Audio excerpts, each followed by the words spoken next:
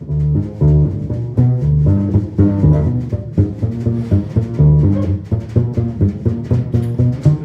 everybody. First of all, I know it's kind of rainy outside, but the space is beautiful, so I wanted to officially welcome you guys to APPY Hour, Team Co-working, out here in Harlem.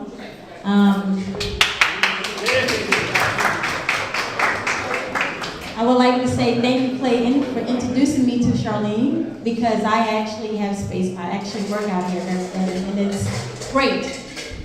And as we continue to go ahead and enjoy this night, welcome to APPY Hour. Anybody want to come up here to present their brand, feel free. That's it.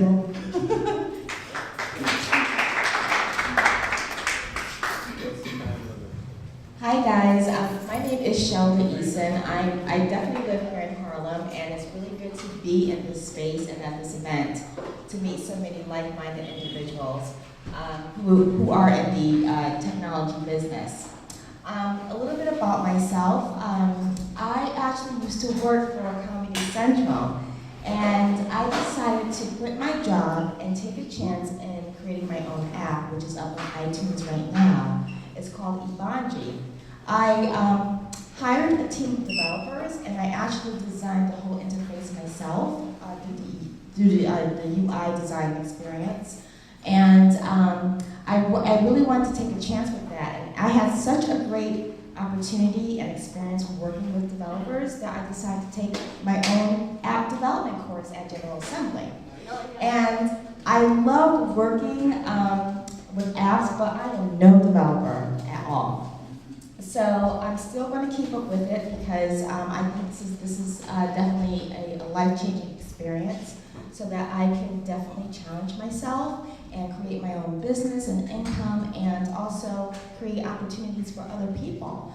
I am working on another app. It's an app that I'm going to create for YouTube bloggers, because they have an experience and also a presence on social media through YouTube, Facebook, and Instagram, and those other social platforms, and they're all over the place. So it would be great if there was one app that aggregates all of their social media experience. So that's what I'm going to be working on right now, and I would love to network with other people in the room and learn more about yourselves. If you're a developer, or if you're a UX designer, or whatever business that you're in, because I would love to network with people. So thank you so much for allowing me to come up and tell you about myself.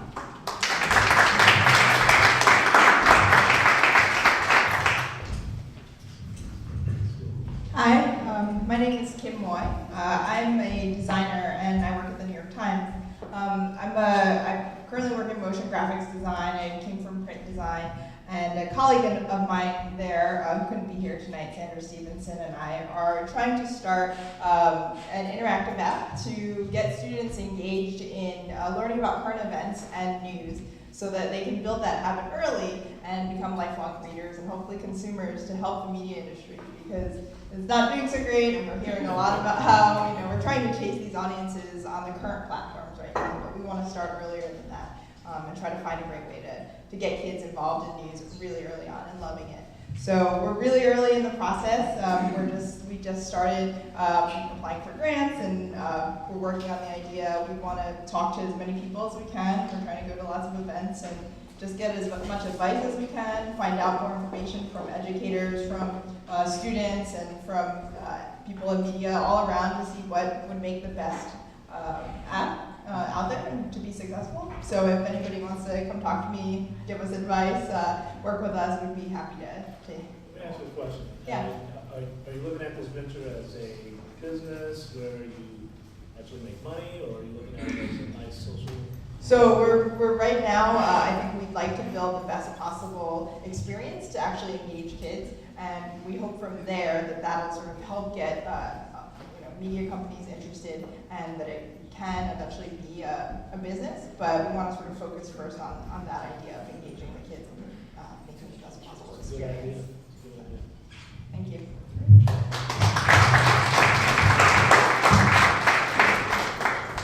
Does anybody else want to take the floor to present their brand? All right.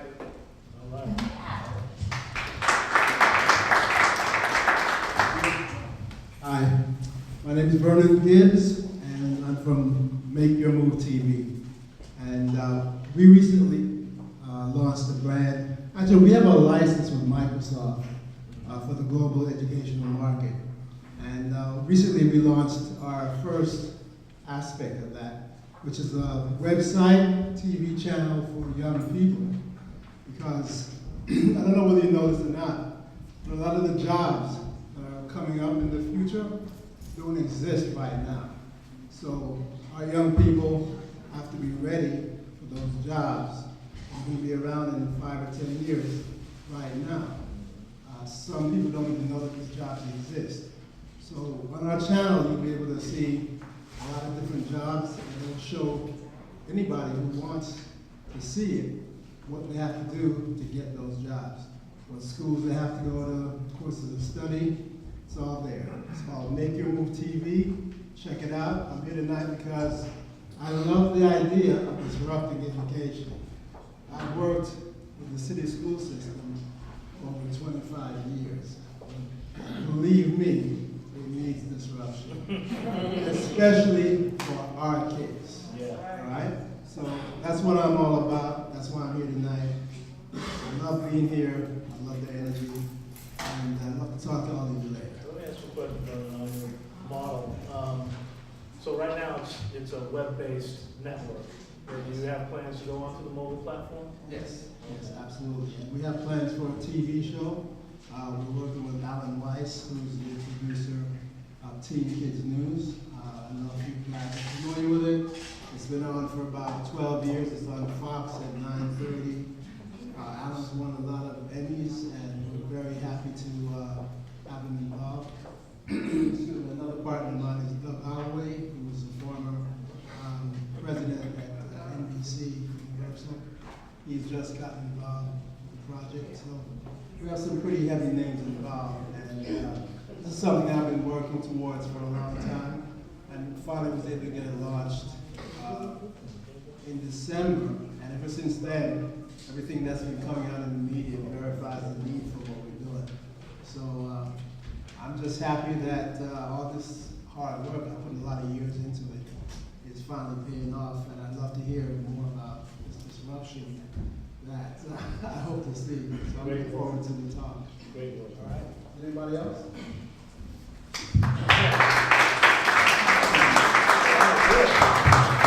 So I don't have an app, but I just wanted to give a shout out to an event we're doing. My name is Will Colgrove. I work for Manhattan Borough President Gail Brewer, working on technology issues.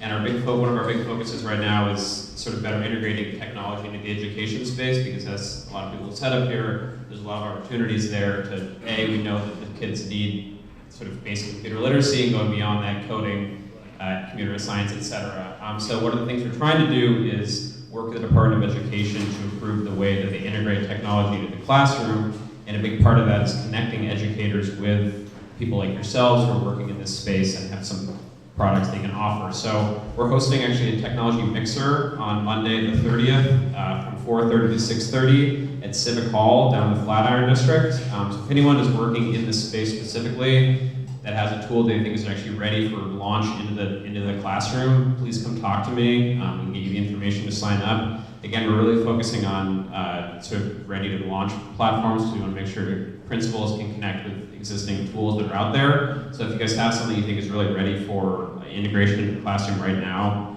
please come talk to me and get the details, and we'd love to have you there. So thank you.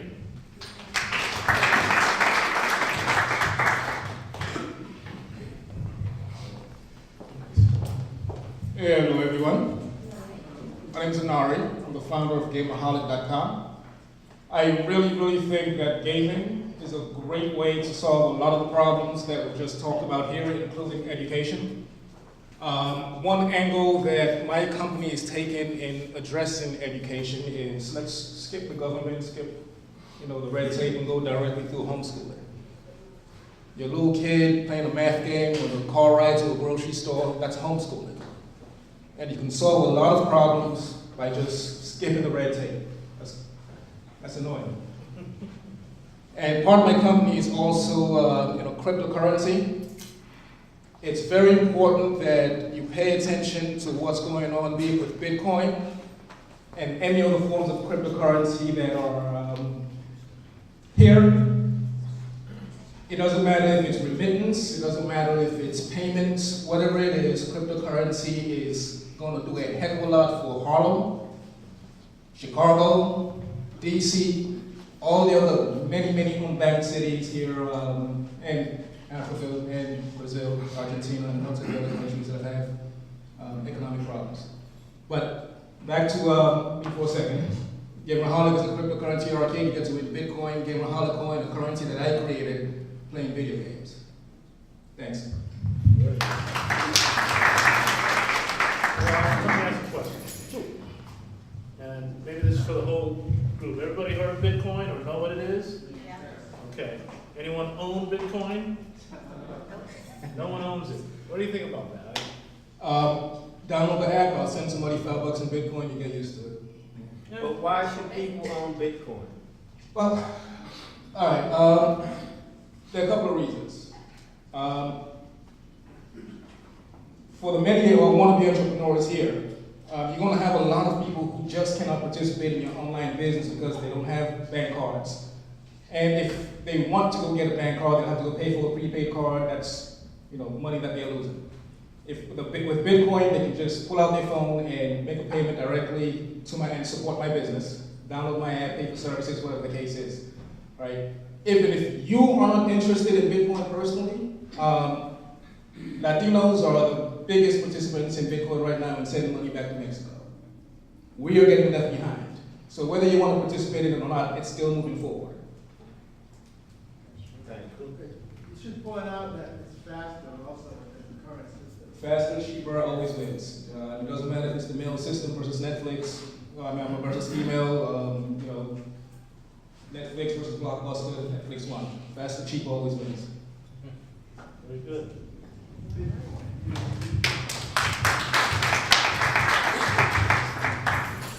Anari's also applied to Shark Tank.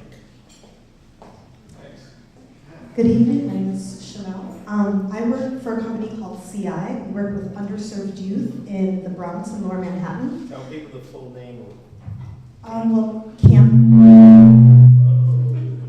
There you It go. doesn't want me to tell. Okay, Camp Interactive. No, just don't cover the mic, that's all. Oh. Yes, what it is. Oh. And it points to There you go. It's called Camp Interactive. We teach them HTML, CSS, JavaScript, Python, and PHP. So we're all about diversity in tech, and for those of you who are interested in developing apps geared towards high school students, they're very eager to work with you. So if you want to come talk to me, I'd be happy to incorporate our students into your learning process for the apps.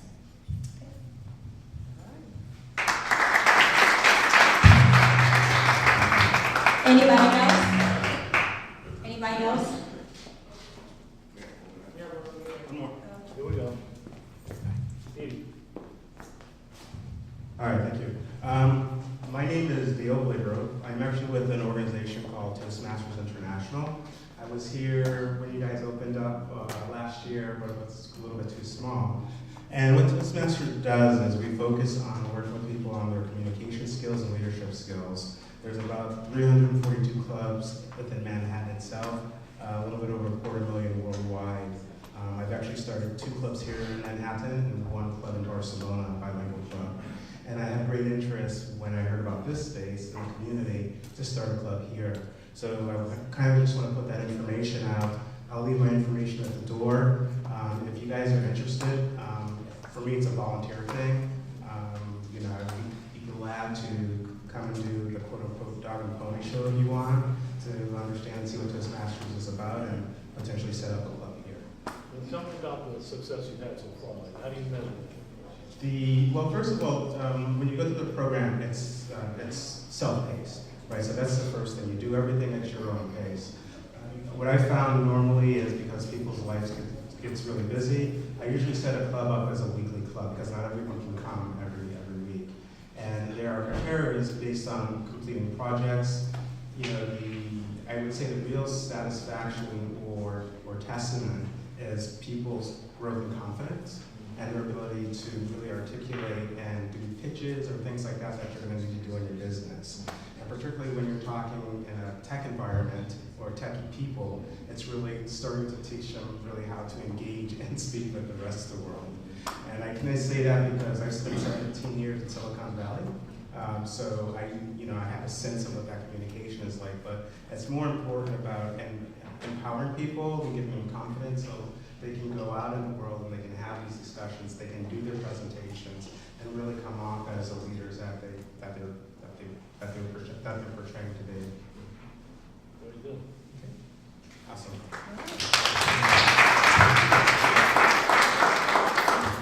Anybody else? Okay, I'll be real brief. My name is Shirley Burris. Clean Things been mentoring me for about 3 years now.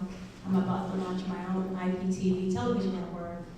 My brand, without marketing and promotion, we did about 4.5 million views, showed up in 27 countries. Clayton is still working with me, so I'm getting ready for my first round of funding. That's going to actually possibly take place, will be taking place in June. So check out UHETV.com. We will be looking for content, apps. Sorry guys, I'm a little nervous, but gaming, short form, long form, movies, original programming. It's going to be different than what you see out there in the marketplace. And we want to stand out and, do what we do best. And that's just be different from everybody, but also support. So again, thank you and have a lovely night. So does anyone have anything they want to promote? Any events coming up? Any activities that we should know about, that the audience here should know about? So please feel free. No takers? Maybe I need to say it over the speaker. Yeah. No, but in all seriousness, If you have anything that you want to promote, anything you want to talk about, there's a lot of activity happening up here in Harlem, but even throughout the whole city. One of the things that we're very proud of, the reason why we're so suited up today, we were at an event downtown, and the event the theme of it was Identity Matters. And when you think about that, what this particular research company was exploring was sort of the cultural nuances that we all have, and how does corporate America, media, entertainment connect with that.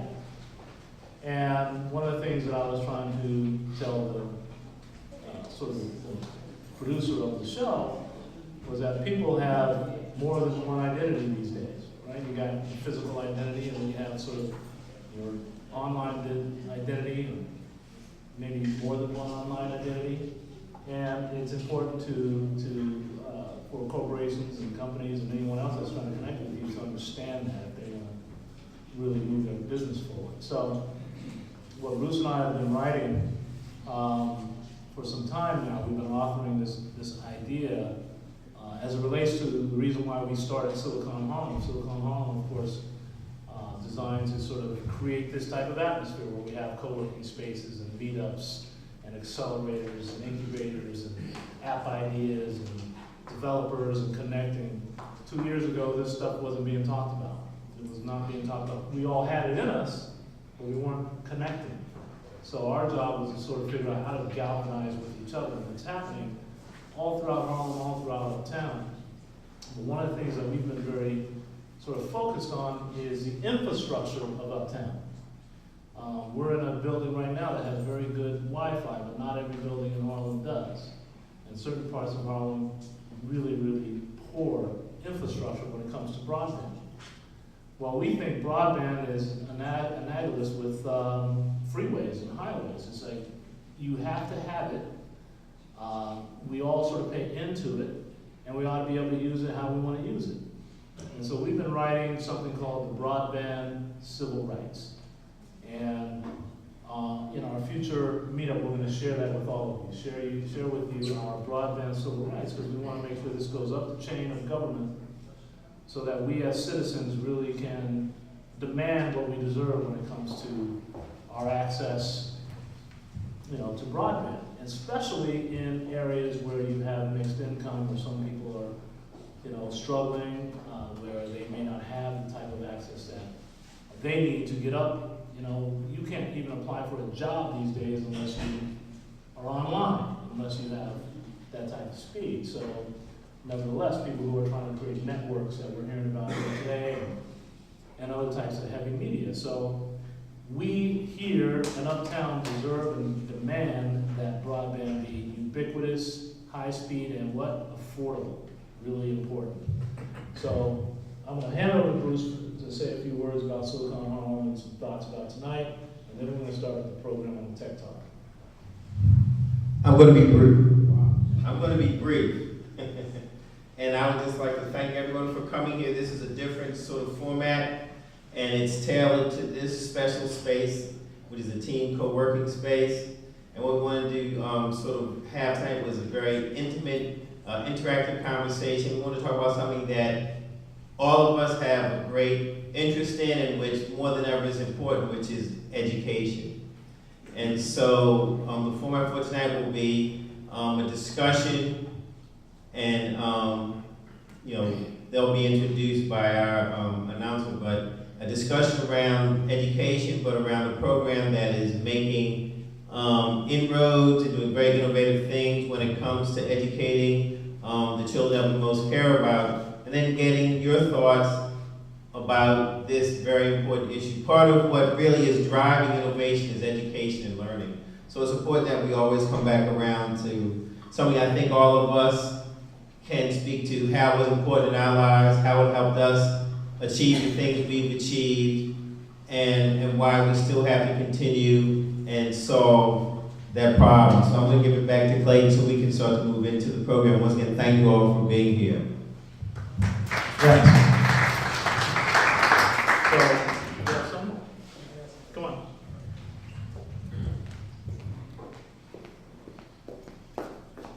Good evening, everyone. Good evening, everyone. Hello. Right, let's turn up. This is Harlem, right? Okay. So this is on my heart, all right? So I told myself my name is Ken Holly. I'm from the South Bronx. I'm at the Rochester Institute of Technology. I got my bachelor's in IT, a couple of certifications, etc. Now working with youth and young adult in a leadership capacity. But I've been at RIT volunteering as an alumni for like the last 5 years. In Cincinnati, when I lived there for some time, and now in New York. So it was on my heart to start writing.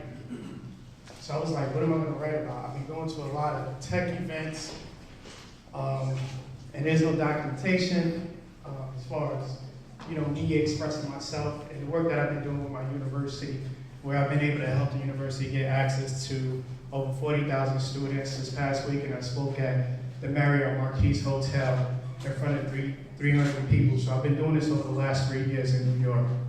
So I wrote an article and I posted it on LinkedIn yesterday morning. I already have over 100 views, but it started off with your voice counts as an alumni. So then I had someone correct me on that. Anyway, so I'm on changing it. And it was about your voice counts as a graduate. What's wrong with alumni? Well, it's technical, so I'm not really going to get into it, but I like the fact that they have something to say about it, which lets me know that people are reading it and that my voice does matter. So just put this into perspective, because we're talking about education and disruption and our investment in our community.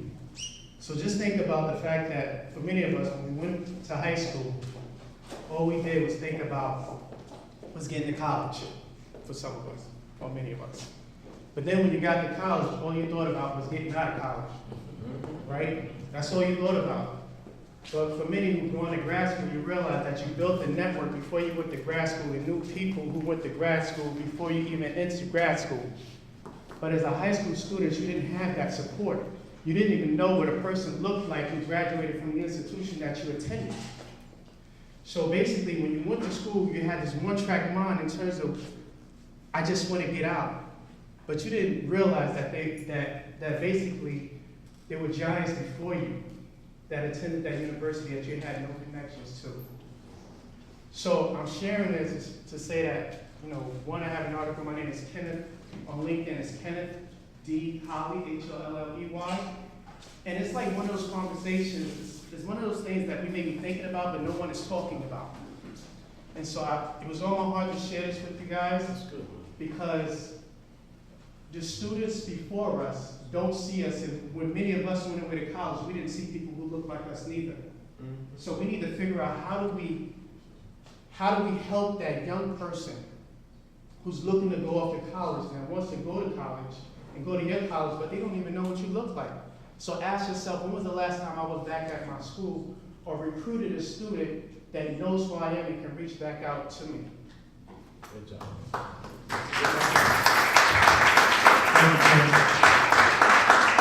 I think we got the right person to help with some of that, to talk about that. So, anyone else? Is that Obi over there? What's up, Obi? Obi, come here, man. No, my name is Obi. I'm Thomas. No, Obi's behind you. Come here, Obi. So, we got a couple of quick minutes, then we're going to get into the tech talk. But I just want a couple of quick minutes. Tell people about your startup. Put them on the spot. Go to the front. Yes. Good evening, everyone. My name is Obi Nai. I go by OB. I'm the CEO of the Haircutting Company. And we have two products. One is called Q, which is a web and mobile application designed to help people find, pay, book, and rate top barbers in major cities throughout the world. We also have another product called Haircuts Direct, and that's an on-demand barbering platform designed to really meet the needs of a busy New York professional. A little nervous because I wasn't really prepared for this. It's kind of a corner over there, but that's me in a nutshell. I've been working with Silicon Valley now for about 6 months now, 7 months. So just came out to support the event. Very good.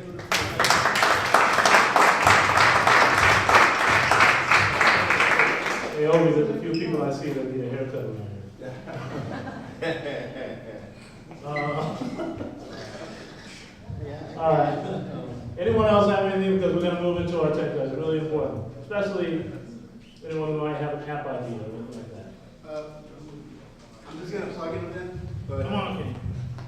Say your name. Hi, everyone. I'm Ken Miles. I'm an entrepreneur. I was in media, pivoted to health and wellness. I'm active in higher education. I serve on the board of my college, Vassar College of Poughkeepsie, New York. I wanted to plug an event that I actually can't make, but I think if there's someone in the audience that might be able to make it, it might do you some good. At 1 Corinthian Baptist Church, where I'm now officially a member as of 2 weeks ago. Thank you. They're having a Green Community Vision First annual environmental conference, Plugging In, and the event is free to the public. It will be held in partnership with 1 Corinthian Baptist. The conference themes will focus on food justice, energy conservation, environmental activism and recycling initiatives. Genius and Majora Carter will be the keynote speaker for the event. South Bronx, shout out. And so I can't make it, but if you can make it, the event is taking place on April 18th, a Saturday. It's free to register. Just go to 1 Corinthians website or Google, I guess, Green Community Vision First. Cool. Thank you. Anyone else? Come on. Hello, everybody. My name is Thomas Wright, represent Empire Tech, and we have a feature product called Locator One. So essentially what it is this phone case, and it comes with this key fob, and you press the button. You know where your phone is. So you know your phone is even when it's dead. So usually when people lose their phone, they look for either the keys, lose things, the keys of the phone. We're building our whole line, so we're actually going to be able to find phones and the keys as well. We're launching the Kickstarter soon. We're having wholesale. Once again, it's Empire Tech. My name is Thomas Rice, Locator One, the phone finder phone case. So there's 4.3 billion phones on planet Earth right now.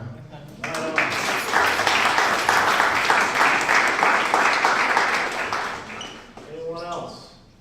We have just a couple quick things to plug. April 22nd is our next meetup, so make sure you have that on your calendar, April 22nd. Also, we have a challenge on Challenge Post. We have a Challenge Post person here somewhere, right here in the back. So if you guys want to learn how to make some money online with just sending in ideas, Challenge Post is a spot. And you guys know on our 2-year anniversary, we had Challenge Post at our meetup, and they were kind enough to help us put together a contest. It's up and running now, so you go to challengepost.com, just look up for the Silicon Harlem contest, and you can win up to $5,000. So it's a pretty fun thing to do, but you'll see a bunch of contests up there. So that's big for us.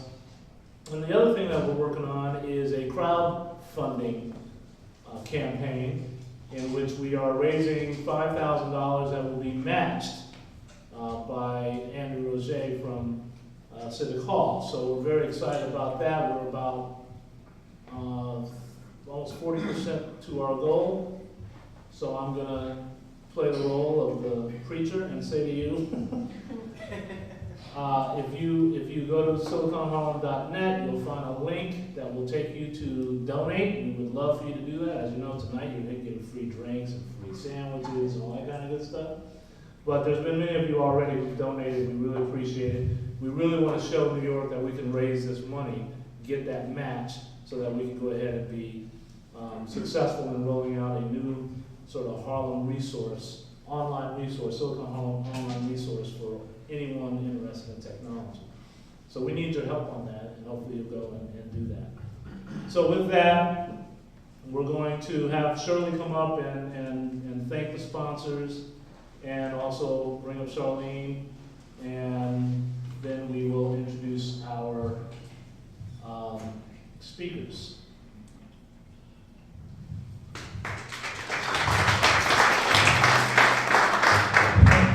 Let me say, tonight you guys were making Shirley Temples. That's because it's her birthday tomorrow, so we decided to do that. So if you want a Shirley Temple, we've got the extraordinary bartender over there. And also there's still some sandwiches left, okay? Yes, I would like to actually invite Charlene to actually come to the front. She was actually one of the main sponsors for the event tonight with Silicon Harlem. And I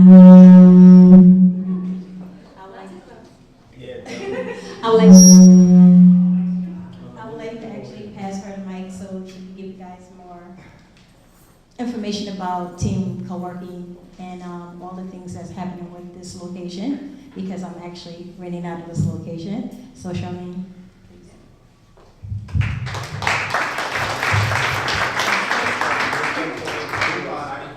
Okay. Okay, good. Hi everyone, so my name is Charlene Kahn, and I'm really excited to have you all here listening to all your wonderful app ideas, to have these wonderful speakers come here, and most important, well not most importantly, but very important to have Silicon Harlem backing us. We opened in December, so hopefully you guys will come back and see it all the way set up the way it normally is. So I wanted to tell you guys a little bit about the space. So we have daily passes all the way up to monthly passes, to open area seating, a beautiful conference room, private offices, a full kitchen. We don't normally have Shirley Temples, but we can work something out.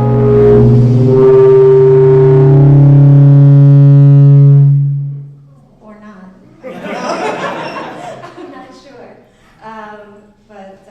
So hopefully you guys will come back, and as just a little incentive, we are offering a couple of discounts just solely for all of the Silicon Harlem members.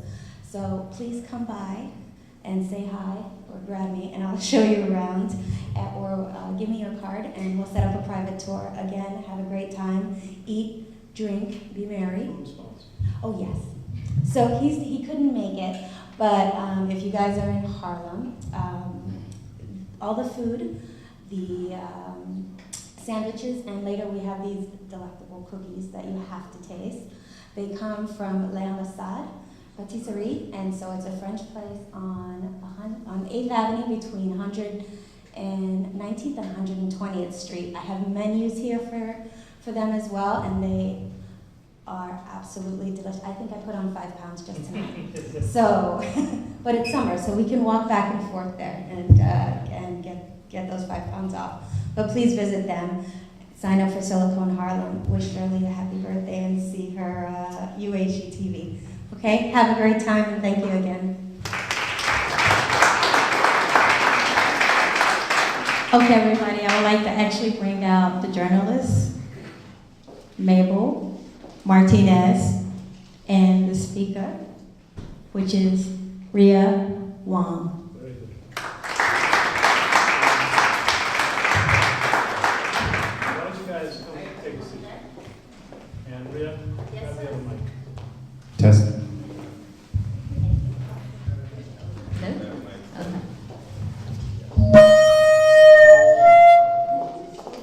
You have to be, yeah, so. Don't be in front of the speaker. Yeah, don't point it towards the speaker because it's feedback. Can you all just hear me? I'm so loud. We're being recorded. Oh, okay. Just have a seat, you'll be okay. I'm like very tentative. Scared of the speaker. You guys see, do we need to bring them out a little further? Are we okay? Bring your chairs out just a little bit further. Right there. All right.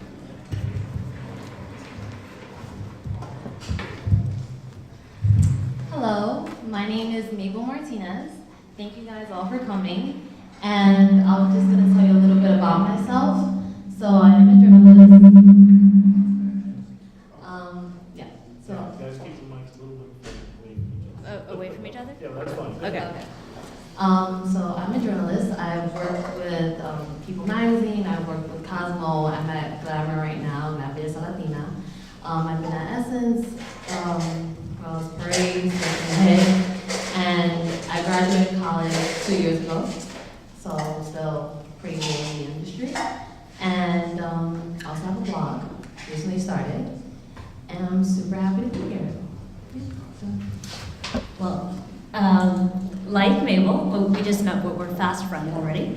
I'm happy to be here. I'm from Breakthrough, New York. I'm the executive director, and actually, I'm from the San Francisco Bay Area, but I heard that Silicon Harlem was much hotter, so here I am.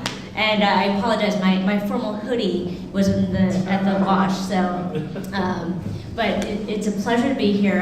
We're gonna talk a little bit more about Breakthrough, but actually what I would love, all of the techies in the room, if you could take out your phones and like us on Facebook. I actually have a running wager with another executive director that I couldn't get 100 likes tonight. So if you could all help me out, I would appreciate. It's facebook.com/Breakthrough New York. So that would be great. And then feel free to tweet at us too. We're at Breakthrough NY. Great, so I want to know a little bit more about Breakthrough New York. So can you just tell us, like in a nutshell, what is it that you do, how the program started? Sure, would it be okay if I started with an activity of sorts? Yeah. Okay, so coming from an educator background, we like to engage our audience. So I'm hoping that we all can meet someone that we don't already know. If you could just turn for 2 seconds and talk to someone that you have not met, and come up with some adjectives about what your 7th grade experience was like. 7th grade. Just take 2 seconds and just do that, please.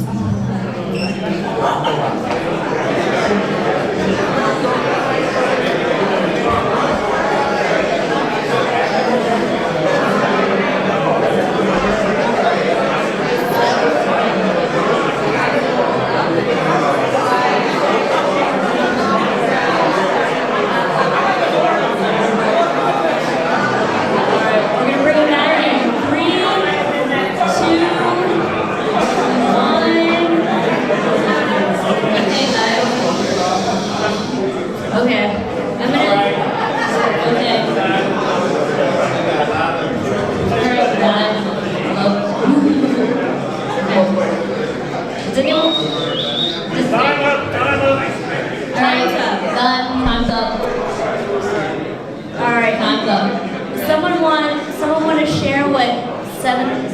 Give me an adjective about 7th grade, please. Someone, anyone. Awkward. Yeah. Anyone else? Anyone else have another response? Yes. Exposed. Okay, that's a good one. Anyone else? Emotional. Oh yes. So Thank you for sharing. 7th grade is all that and more. So at Breakthrough New York, we work specifically with middle school students. We identify high potential, low income 6th graders throughout New York. We work with over 50 middle schools. And the idea is that we speak directly to middle school students and talk to them about this 10-year college success program that they're committing to called Breakthrough New York. We are committing to them to and through college. Last year we received 350 applications for 68 spots. We have a site in Manhattan, a site in Brooklyn, and starting in June we will have a site in the South Bronx. The average income of the families we work with is about $9,000 per family member per year. Most of our kids are the first in their families to attend college.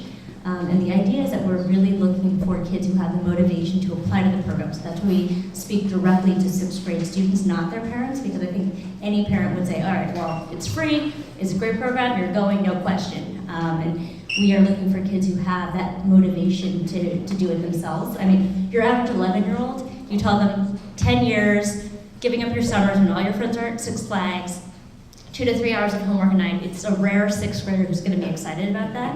But for the 6th grader that is, it's a life changer.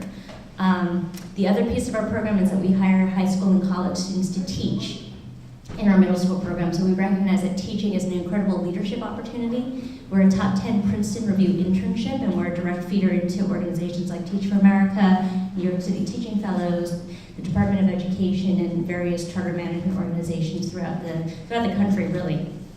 Well, I'm sure we'll talk a bit more about our College Success Program, which is sort of a new initiative for us and the importance of supporting first-gen kids to and through college. I think the last thing I wanted to say related to the question of middle school is we recognize that middle school is a very unique time in the life of a young person, and particularly here in New York, the decisions that you make in 7th grade determine whether or not you're going to go to a college preparatory high school. And there are 452 public high schools in New York. Anyone want to guess how many we have determined to be college preparatory? 10. 50? We got 50 on the high end, 10 on the low end. Anyone else got a guess?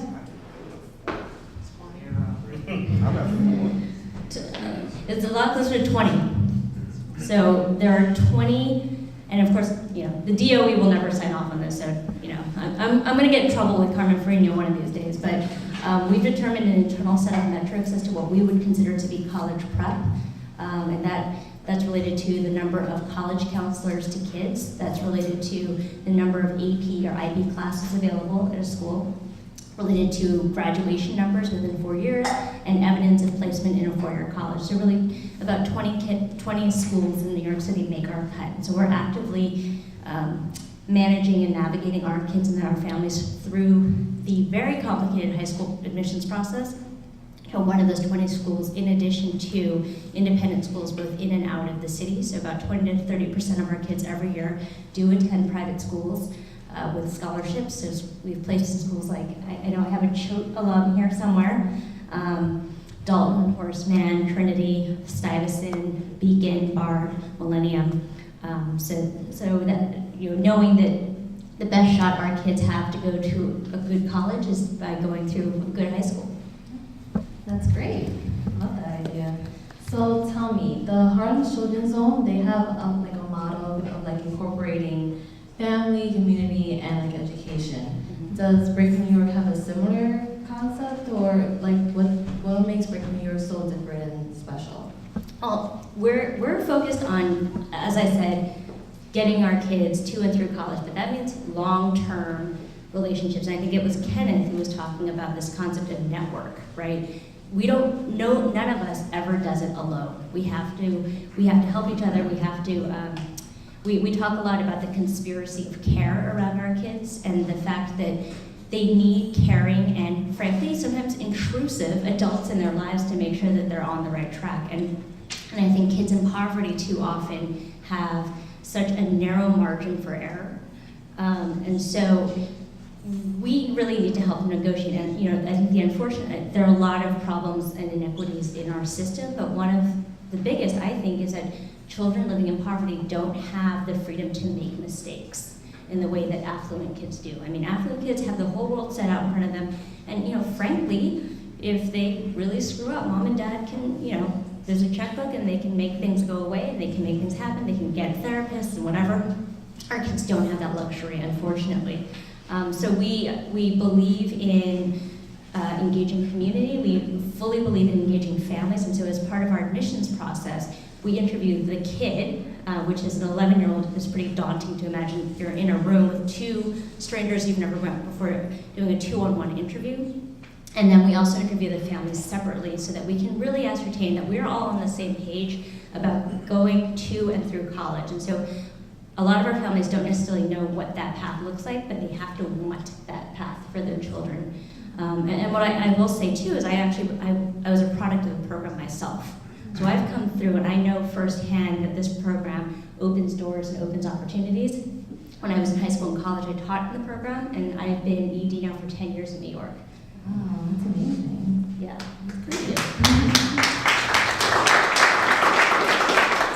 So I'm glad that you brought up that point of family and having that support system. So tell us, what about students that don't have that support system? What are they going to do? What can they do? Yeah, well, I mean, the truth of the matter is there are a lot of kids who don't have a support system, and it is a sad thing.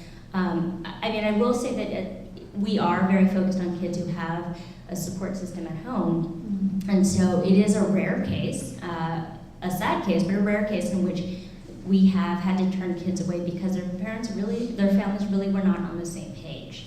And the fact of the matter is, we can't make up for a family if they don't have it and they don't want it. And it's a case that breaks my heart, but it's certainly, we recognize, we talk a lot about a three-legged stool. It's the school, it's us, and it's the family. And if one of those legs is not holding up the stool tumbles down. Now that being said, we are there as caring and intrusive adults, and a lot of the times the kids will accuse me of being in their business, and to which I reply, well, you are my business. Your business is my business. So yes, I'm in your business. And I think we have to be in their business because the fact of the matter is that's sort of what, that sort of caring and loving and at times firm adult support and guidance is what's going to get them to the end goal of graduating from college. That's so true. I know when I was in college and high school, I had a support system throughout my whole college years. Especially in college, I was in the higher education opportunity program, the HEOP program, and I'm so grateful for that program because they helped me with mentorship, they helped me with tutoring, with getting good grades. And in high school, I was part of the John Jay College and this Upward Bound program, and the same thing, they helped me with getting into college and tutoring and applying to college. So that's why I love programs like what you're doing, because students need that. They don't have that that support system at home that can help them, especially students with first generation and Spanish language students as well. They don't have that. Yeah, well, it's interesting. I was talking with Mabel backstage, and I think she's very humble because I think she really has not identified that you did have all these supports, but I think you really had something in you that pushed you. It was a grit, it was a perseverance, it was a resilience and willingness to get back up when you fell down. And so I think the other part of our program is that we're teaching what we've called non-cognitive skills. And I don't know if you all have been sort of part of this whole conversation. Paul Tuff wrote a book. Dr. Angela Duckworth is doing a lot of research about grit at Penn. But it's this idea of character development, the fact that yes, absolutely, you have to have the academic skills, you have to have the knowledge to be able to thrive in a rigorous academic environment, but you also have to have something in yourself that keeps you going when the going gets tough. The other thing, and this is something I've been thinking about a lot recently, is there was a recent This American Life episode called 3 Miles. Does anyone listen to it? It's on This American Life on the podcast. It's fantastic, but it's a story that they did of a bunch of kids who attend a public high school in the Bronx called University Heights High School, visiting, I believe it was Riverdale. And this is Riverdale is one of the most elite schools in the country. They're literally 3 miles apart, but it might as well be a universe apart. And it follows a story, and I won't ruin it for you because it's a fascinating piece of reporting, but there is this sense that kids coming out of challenging circumstances and finding themselves in elite colleges or elite schools, there's a real sense of fear and a real sense of I don't belong here. And so I think the other piece that we need to do is make clear what the access to power looks like, and to make our kids feel like you absolutely belong at the table. And again, I think about Kenneth and the fact that we do need to create these networks around our kids, because frankly, affluent people have been doing this since forever, and they've been doing it really well, and it's been working out pretty well for them, right? Like, if you're an affluent person, like, life's pretty sweet, right? Like you call your parents friends, and then they get you a job at that corporate bank, and then you're on your way. And so, like, yeah, I'm not saying that affluent kids don't work hard, and sure, but the fact is, like, the path is pretty clear for them. It's a pretty frictionless path in a lot of ways. And I think we all need to come together as a community to help create more of a frictionless path for our kids, because, to your point, Neil, like you were like a salmon swimming upstream by yourself, and that was probably really hard for you, and you persevered, but like, it shouldn't have to be that hard, right? No, it shouldn't. I feel like once you have like that drive in you that you want to be better, you don't want to be how your parents are, working at a low-paying job, you just want to just do better. Like, that was my thing. Like, I always wanted to just be better and be a better student. I was always girl studying in the library and working in school. But some students, they don't have that drive, but it goes back to having like that support system and having like that mentorship to just tell you, like, you can do this. Yeah. You if that person did it, why can't you? Yeah, I also think too it has something to do about our ability to imagine ourselves. Like, if you think that you might want to go to Harvard, or you might want to be a doctor, but you've never met anybody who's gone to Harvard, you don't know anyone who's a doctor. Like, how do you know what you don't know? How do you see what you've never seen? How do you even know it's possible? And how do you feel as a kid coming from a low-income family that is for me? That's something I could do. And so I think the other piece is that we all, as a community, really need to provide these role models for our kids to show them that it is possible, and that they're seeing models of success that are varied and interesting, and that are within their own reach. That's so true. And let's talk a little bit about social media and students, because a lot of people they don't like the fact that students are spending too much time on their phone. They're not. They don't have these social skills. For like the workforce and for their everyday life. What's your take on that? Well, my take is, number one, I'm so glad Facebook did not exist when I was in high school, because Lord knows what sort of foolishness I put on. I think social media is a tool like any other. I think we need to teach children how to use it responsibly, because some of the things I've seen on Facebook, really, if they had taken 2 seconds to think about that for a second, they probably would not have placed it on Facebook. I think it's a really exciting time in the world, and particularly in terms of technology. I think that technology has the potential to equal a lot of the playing field. When you have access to things like Khan Academy, and you can get SAT preparation for free, that's empowering, right? If you have the access to write code in a small village in India, that's empowering. So I really believe that technology has the potential to really equalize and democratize a lot of educational access points, but I also think we need to use it responsibly. And I also think we need to teach kids that not just about the technology, but about how to be a wonderful human being. And I worry sometimes that the emotional intelligence that we learn by just being humans and interacting and having real conversations with each other is being lost, because everyone's looking at their little screens. And look, I'm guilty of it too, so I can't throw stones in my little glass house. But I think and yet on the other hand, I think that if we don't teach our kids about digital fluency and how to be comfortable in a technological world, how to code, how to be successful in STEM majors, they're going to be left out in the cold as well. So I don't have an answer except to say that I think it's a balance of a lot of different things.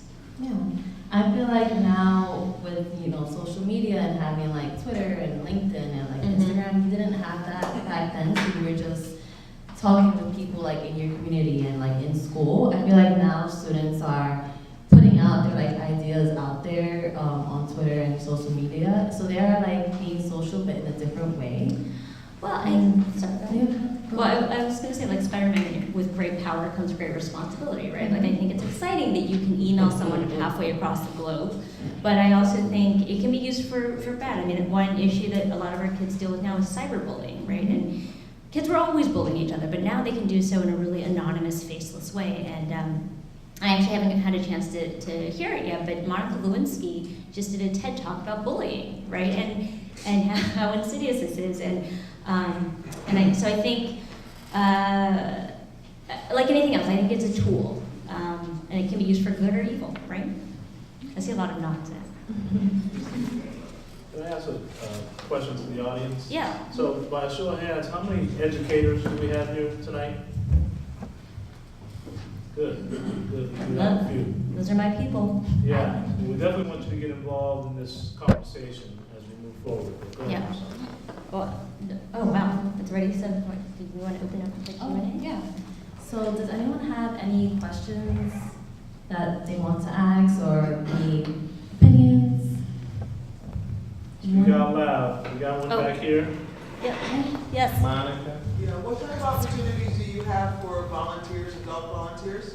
That is a great question. Thank you, Monica. So we actually have an upcoming series of events. It is student admissions. So we are doing one-on-one interviews with kids. It's every Saturday in April. So we definitely recommend, if you're interested in that, let us know. You can do everything from help our kids to craft their college or high school admissions. You can help them with mock interviews.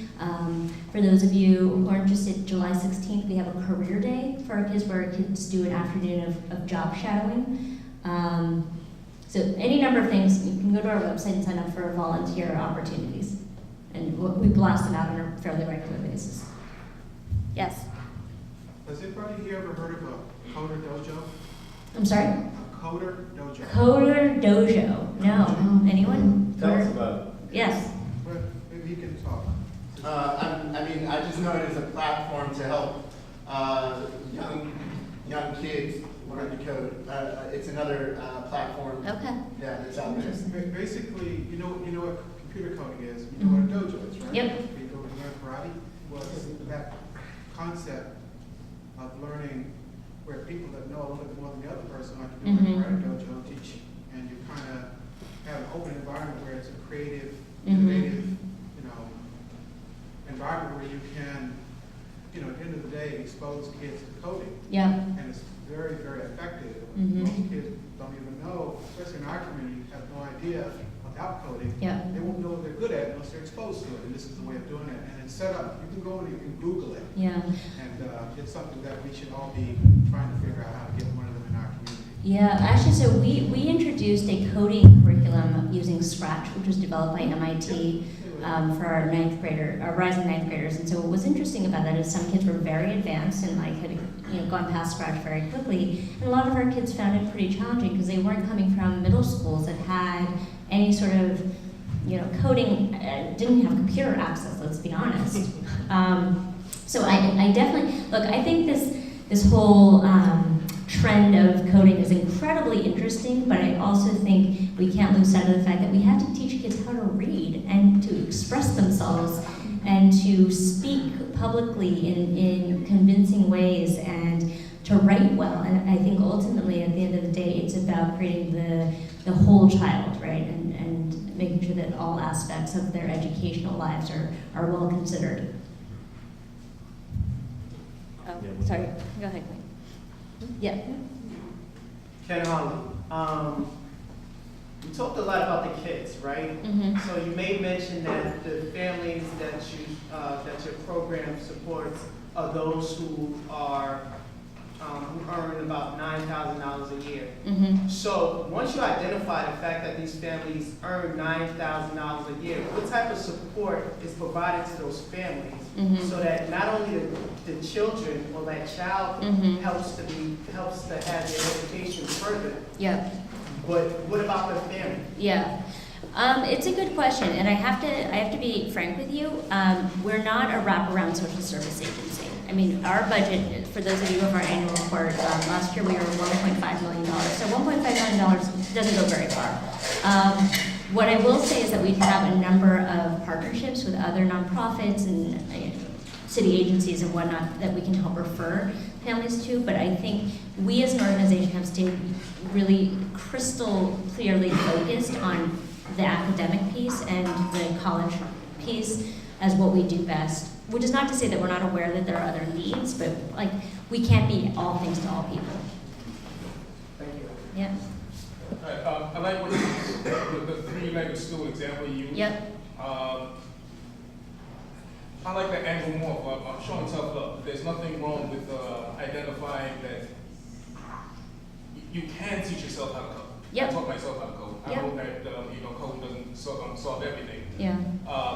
But there's way too much help for a certain segment of kids. Mhm. Meanwhile, the kids who keep their pants up, who do get decent grades, they're just completely ignored. Mhm. And they see, well, I have to misbehave to get some kind of attention.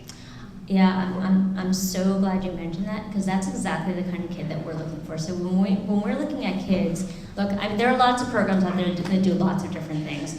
There are programs out there that take sort of the top 1% of kids. There are a lot of programs that deal with, the bottom quartile, getting them to proficiency. What I like to say is we find the good to great kids, like the good, nice kids who don't cause problems in school, who get, pretty good grades, but their teachers don't necessarily pay extra attention to them because they're not superstar off the charts, but they're not causing problems. And so to your point, I personally feel like those are the kids who are often overlooked. And with a little bit of intervention and a little bit of support could be the top performers. So it's a really interesting subsection of kids. And I mean, look, I'll be perfectly frank with you. We have a lot of people who don't agree with us, right? Like people who either think we should be dealing with the bottom performing kids, or other people who think that we should only be dealing with kids who are Ivy bound. The fact of the matter is 100% of our kids went on to four-year colleges last year. And it was a pretty wide selection of selectivity of college, but for our intervention, they would not have all gone to college. So Rhea, right Yes, now, how please. many students are you supporting across the different grades that you This year, 275. Next year, it'll be 375 when we open our South Bronx location. And That's over time, fantastic. thank you. We wish it could be more. I mean, it's but a drop in the ocean, right? But I think we're projected within the next 5 years to be serving about 1,000 kids a year. That's great. I just wanted to ask if you could, at some point in the future, consider the forgotten borough of Staten Island. Oh, I we have a lot of know, kids that would benefit Staten Island, for a I program know. like that, and we don't get those resources. I know, out you're there. sort of the redheaded stepchildren, I'm sorry. Yes, we are. We recognize that there are huge pockets of need in Staten Island. The challenge for us is the transportation, and kind of either both getting there, but getting the kids to us when necessary. So it's on our radar for sure, and by 2018, we anticipate opening a fourth site. So maybe Staten Keep us in Island. mind. I will keep poor Staten Island in mind. Thank you. Yes. Yeah, hi, this is more in the general educational area, but are you familiar with the organization CSNYC? CSNYC. Yeah, Computer Science NYC. I've heard of it, yeah. Mhm. Yeah, they're just making a general announcement. They're addressing a different problem, which is not just the students, but the teachers don't know how to teach computer science. They don't know anything. Please.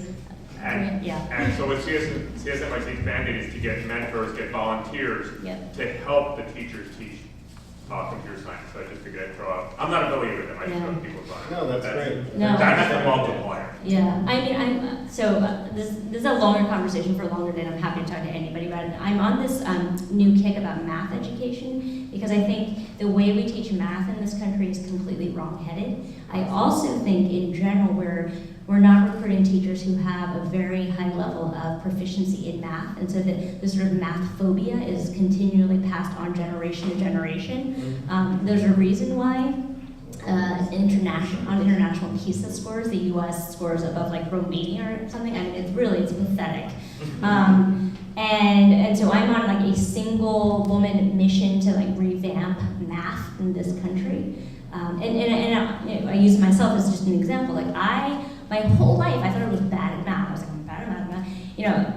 And then I like got to calculus, and I was like, maybe I just had bad teachers. You know, like it occurred to me like, you know, my whole life I was like, there's something wrong with me. Math doesn't make sense. And I realized that the way they taught it to me didn't make sense. And then by the time I got to calculus, I like could understand why I was memorizing all of these formulas. And you know, I think that we need to teach young people how to think abstractly and creatively about math, and I think ultimately math at its best is elegant and logical, and it hangs together, and it's problem solving, and like puzzles are fun, right? But like we've somehow like sucked the joy out of math. Well, you hit a sore point. I'm a mathematician. Well, there you go. Once upon a time. Let's talk about math after this. No, when I was in college and grad school, there were the people at the top of the class who really understood math and did good grades, and they wanted to be scientists, and then there were people in the middle who got good grades but didn't really understand what's going on. They were engineers, floundering at the bottom, completely lost math ed. And when I taught incoming freshmen like math ed, these kids that thought they were brilliant in math, really were badly taught. Well, I think people who think of themselves as good. I mean, look, I think there are people who have a natural facility with math for sure, but I also think that way more kids are better at math than they think. It's just that they happen not to learn the exact way their teacher is teaching, and frankly, they're probably learning from people who don't really understand math themselves. But a little topic. I love to talk about math. How much time do we have? Are we? We got a few more minutes. Okay. I can't help but juxtapose that conversation with the fact that I wrote my college admissions essay on failing out of 8th grade honors math. But in any event, I was curious to know, you speak a little bit about, well, it speaks about, and you've spoken about your vision for the next 5 years being reaching 1,000 students. Yeah. And in the guide, it kind of references 15 years out. So I'm curious to get your take on both where you see the organization, where you want the organization to be by 2030, 15 years from now, but also with what's happening in higher education more broadly, and kind of the college landscape and how that's changing in and of itself. I'm curious to know that with both of those, where do you see yourself? Where do you see the organization? So, small questions. Okay, I got that. It's funny, Mabel and I were talking about this backstage. So I have both what I suspect will happen and a hope about what will happen, and those are two very different things. But what I suspect will happen in the next 5 to 10 years is that we will increasingly see elite colleges accepting elite kids. I think we all know that there is a gap, and it's not narrowing, it's widening between the have and the have-nots. And I can't remember the statistic, but some crazy statistic about like 40% of all Ivy League candidates were from the top private schools in the country. So like, what does that tell us about education? Are we finding the best minds in this country? No, we're finding the kids who have the best educational opportunities. So my fear and my concern, particularly as college costs rise, is that we will see increasingly a divide between kids who can afford to go and kids who are equipped, emotionally and academically to go, and kids who aren't. My hope and dream for this country is that somehow we will figure out some way to start to identify the best minds in this country, regardless of income level, and start to really raise them to the point where they can and will thrive and graduate from the top universities in this country. And I find it hard that the kids of tomorrow will do less well economically than their parents did. And I think this whole notion of mobility is so core to the American ethos that it's hard for me to like. My grandparents came to this country from China.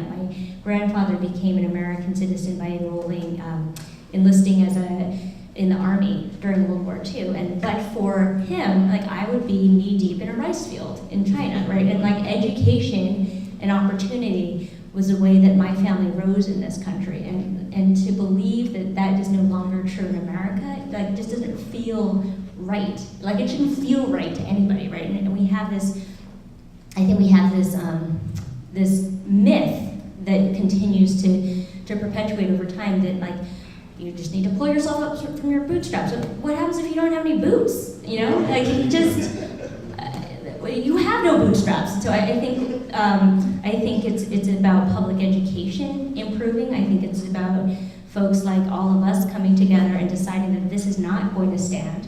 I think it's about politicians hearing it. I think it's about budgets changing. I think it's about prioritizing public. I mean, look, I'm a politician, but I really have a hard time believing that we can't afford better schools than Poland. I mean, come on, Poland. So that just doesn't sit right with me, right? And so there's a book you might be interested in called The Smartest Kids in the World, and it's by Amanda Ripley, and she examines the educational system in Korea, Finland, and Poland. And the reason is that these three countries have been doing exceedingly well on the PISA scores, which are the international math and science, I think, math and science scores. And they've been kicking our asses. And it's like, come on, guys, Poland? Really? The long and short of it is I have hope that we can change, and I have hope that by creating leaders through kids like ours, that we can start to access power and privilege and money, because that's what's going to make this happen. But I fear that it may not happen in my lifetime. So you might as well take the lid fully off this can of worms that you've opened, Rhea. Yeah, well, this is a safe environment.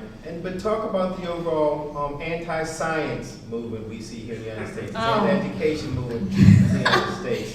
You mean people who believe in creationism as science?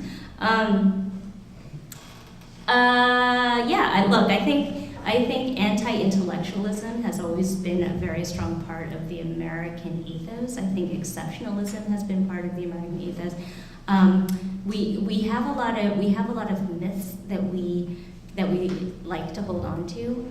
But I will say too, I find it difficult that we also don't. A lot of my kids are made fun of in their schools because they're smart and they like to read, and frankly, a lot of them they come to us and they find kindred spirits, like they find what we call unicorns, but a lot of them are made fun of because it's like, oh, you're a nerd, or you're acting white if you want to do well in school.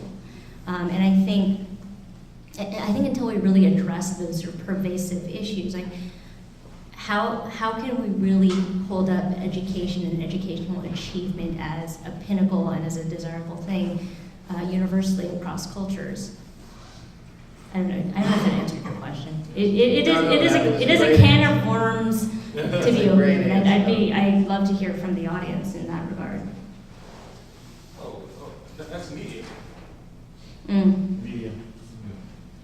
Well, on one level it's media, but it also is very real in that it's instantiated into certain policies, So, because it happens in multiple dimensions. But I mean, when you have someone stand up on the floor of Congress and throw out a snowball and say, okay, this blows away global warming, right? We laugh at that because that's political theater, but also, as Rhea said, we're continuing to do increasingly worse when it comes to our performance as far as math and science.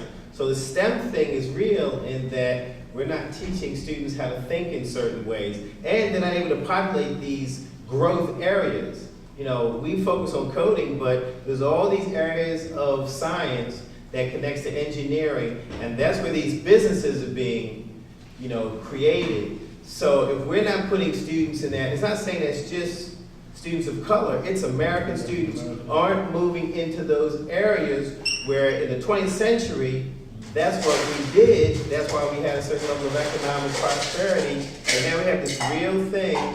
And I'll give you, for instance, I worked at the Museum of Natural History, and under George Bush, when they had the Darwin exhibition, they had no corporate sponsors. Why? Because the President of the United States declared that he did not believe in evolution. So the leading scientific institution in the world, when they mounted a Darwin exhibit, and they got the fossil record, they had no corporate sponsor. So it's a real thing. It ain't just the media. It's how these institutions get affected from policies, from these funded think tanks. So it's something we've got to think about as we're trying to educate this next population change. I will say too, Bruce, I think there's something to be said for the ways in which math and science are taught at the collegiate levels. Like, I don't understand why, as a professor, it is a badge of honor that half of your students fail. You know what I mean? It's like, as an educator, as a professor, like, aren't you supposed to be invested in the success of your students? And so, what happens with a lot of our kids is that they go to school and they feel like they have to prove themselves because they don't feel like they belong, and so they end up signing up for calculus and chemistry in the same semester. Well, that's sort of a recipe for disaster. And then so they don't do well, they flunk out, and then they say like, oh well, I'm just I don't belong here, or maybe I'll just be like a film studies major, which like whatever. And there's nothing wrong with being a film studies major, but I don't necessarily think that it's indicative of their actual ability because they failed out of collegiate college level calculus. So I think it's right. I think it's sort of at all levels of policy and education and mindset and culture. There's an emphasis. I agree with you 100%. I think you're looking at it from a much broader scope. And bringing it down to the community level mindset, when you have, be it the rappers, the athletes, whoever it is that these kids have direct communication with through media, that being smart is not what they're advocating. There's no rapper that says I'm a nerd. Not a single one. And this is what these kids are listening to. You said you worked at Essence. Essence doesn't have a tech section. BET doesn't have a tech section. None of them talk about tech or anything smart. And this is the direct media access that these young people are reading, listening to, and they're going to go with whatever is popular. No offense to the BET and Essence people. Yeah. All right, so hold on, we got another question. I hear it now, but let's get more questions. So we're going to do Ted here first. Okay. I'm a big fan of Goldie Hawn's organization, the Hawn Foundation. And she asked the question, what is the intent of education? What do we want to teach our children? And it answers that we want to teach our children to be whole, complete human beings. And she's been introducing the concept called mindfulness in education, mindful education. The Hawn Foundation has open source curriculum that starts in pre-K, and there's another group called Mindful School, which is an outgrowth of the work that John Kabat-Zinn, who's leading researcher in meditation, has been teaching.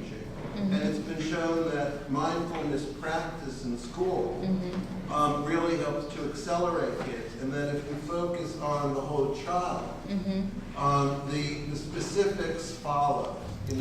Children learn better, but the intent of schooling, and too much of our schooling, is driven to create workers and to create soldiers, to create obedient cogs in the system. Things to say.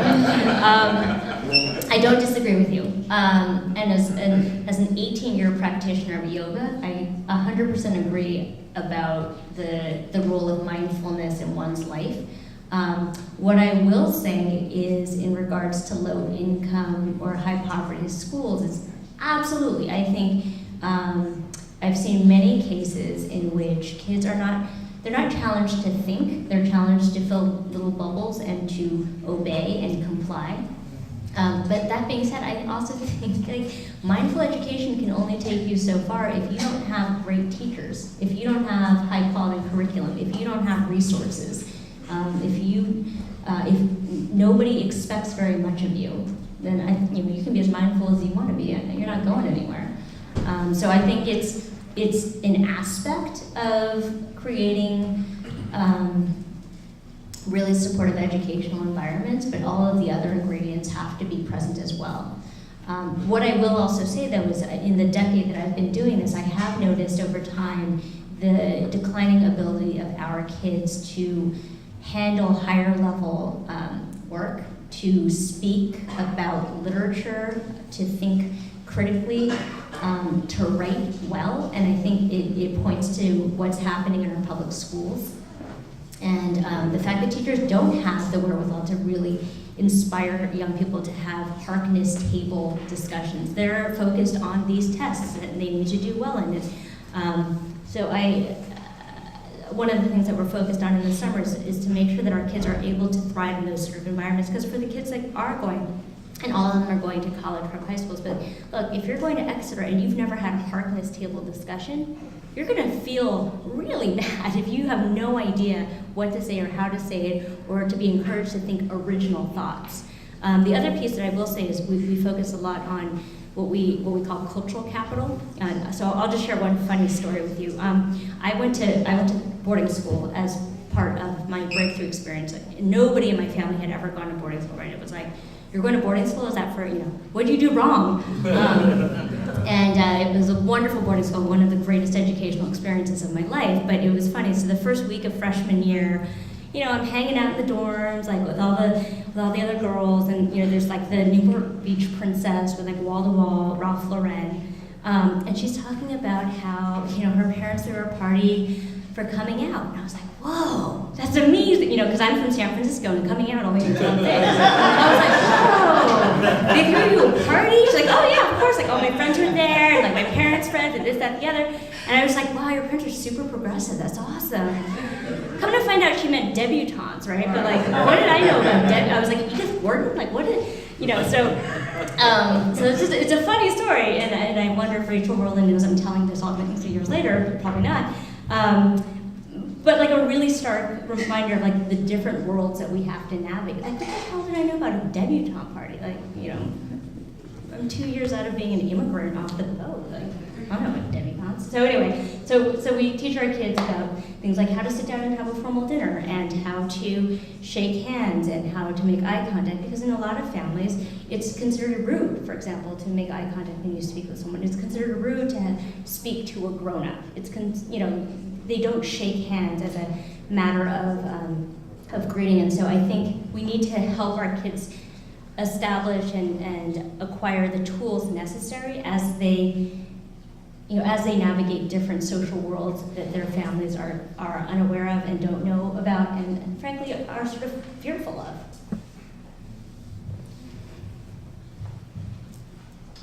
I have two questions. Okay. One is, will there be a breakthrough LA or any other city? And second question is, where does your funding come from? Oh, well, if you grab one of our annual reports, you will see exactly where my funding comes from. There used to be a Breakthrough LA. It was at the Brentwood School, actually, and hopefully at some point there will be again, but you're going to have to talk to the folks at National in San Francisco. And we're 100% privately funded, and what that allows us to do, I think, is a lot of flexibility in terms of how we think that we ought to program best, because it's not tied to any public funding. 30% of our funding is institutional foundations, about 15% is corporate, and the rest are individuals like yourselves. So if you feel that you want to support our work, please, btny.org, donate, don't be shy. I have a question. In reference to supporting your work, what is the role of mentorship in your program? Because I feel like New York is such a wealthy area full of people who look like your students, who were nerds when they were in school, but they're not nerds now because they're making a ton of money. So modeling that path, how can people be involved? I'm so glad you asked. So we started a college success program, as I mentioned, and we piloted last year, so officially this year, it is official. We are a 10-year program, and so as part of our college success program, we're partnering our college kids with adult mentors who can help them do things like navigate an interview process or find summer internships or get their resumes in order. And we always have need for internships for our kids, so absolutely, if you're interested, please shoot me an email. My info's there. I also have business cards on me. But you're absolutely right. I think to Mabel's point, mentoring, and it's interesting because I feel like at the core of what we do is about relationships, right? Like nothing happens without relationships and without trust. And the fact of the matter is that particularly in the lives of young people, and particularly in the lives of young people who have a lot of instability in their lives for a lot of other reasons, like being a constant figure in someone's life is critically important, and showing them how to do things and to navigate worlds that they don't know anything about, and frankly their families can't really help them with as much as they would like to, is critically important. So please email me. So we're going to wrap this up. I'll take one burning question, if anyone has one last burning question. If not, I do want to, just really thank both of these young ladies for leading this discussion. And really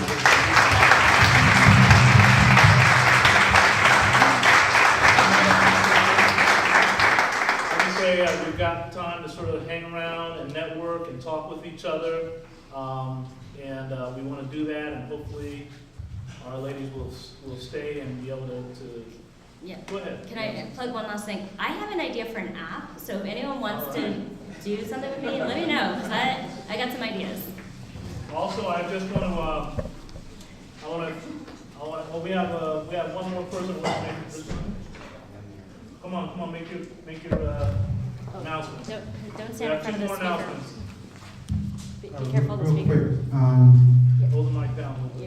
I'm here from Albany, and I'm working with the broadband office with regard to a summit. This is the third year that we've done a summit for people that are interested in broadband, fiber optics, all those kind of things that we make a lot of money doing. And the good news, this conference doesn't cost anything, you just have to go and register for it. It's under the Economic Development, New York State Economic Development Corporation, June 11th and 12th. The 11th is a networking dinner. It starts about 5 o'clock and goes to about 8:30. So if you miss the dinner, no real big deal. You kind of miss some networking, but try to be there on the 12th, because that's when all the sessions are. Cisco, Microsoft, Google, all these folks are going to be there. And basically, you get a chance to make these contacts for you, the people that are consultants, that want to do things for folks and make real innovative things happen. This is the place. You don't want to miss it. The other thing you should be aware of, I'm a member of the Broadband magazine. I participate. I'll be speaking down in Austin at the Broadband conference. That's on the 13th, 14th, and 15th at the Renaissance Hotel in Austin. For any of you that's got travel budgets, try to make it. Which month? This is the Broadband Communities Conference. Which month? It's April 13th through the 16th, I think it is, at the Renaissance Hotel. So those are the things that I'm about. And if you want my card, my email, it's aware@dasny, dasny.org, aware, A-W-A-R-E, @dasny.org. I've been in this business for 25 years, helping nonprofits finance technology and equipment of all kinds. So Definitely those things inside now. see me during the thing. I want to put it up on our website. So do you work with David Solway? Yes. He was just at a conference. Yeah, Cassidy, let's get the mic in here. One more. Thank you. Good evening. How many business owners here tonight have a minimum of 4 full-time employees and revenue greater than $150,000? Raise your hand if that's you. Okay.